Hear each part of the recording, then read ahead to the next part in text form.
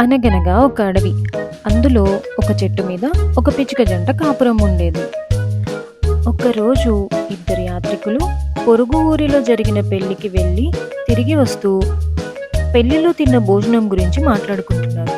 ప్రత్యేకించి పాయసం రుచి ఎంతో అమోఘంగా ఉందన్నమాట ఆ పిచ్చుక విన్నది. మగ పిచ్చుక ఆడపిచ్చుకతో నాకు పాయసం తినాలని ఉంది, చేసి పెడతావా అని అడిగింది. ఆడపిచ్చుక సరే, బజారుకెళ్ళి బియ్యం, పంచదార, పాలు తీసుకురా అన్నది. మగ పిచ్చుక అన్నీ తెచ్చాక పాయసం మొదలుపెట్టింది ఆడపిచ్చుక. పొయ్యి అంటించి గిన్నెలో నీళ్లు బియ్యం పోసి ఉడకబెట్టింది.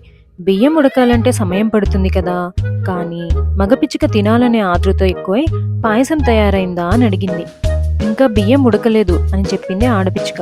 కాసేపు ఆగి ఇంకా అవ్వలేదా అని అడిగింది మగపిచ్చుక. ఇప్పుడే పంచదార పాలు కలిపాను, ఇంకొంచెం ఉడకాలి అని అన్నది ఆడపిచ్చుక. పాయసం చివరకు తయారైంది. అడవంతా పాయసం వాసనతో ఘుమఘుమలాడుతోంది.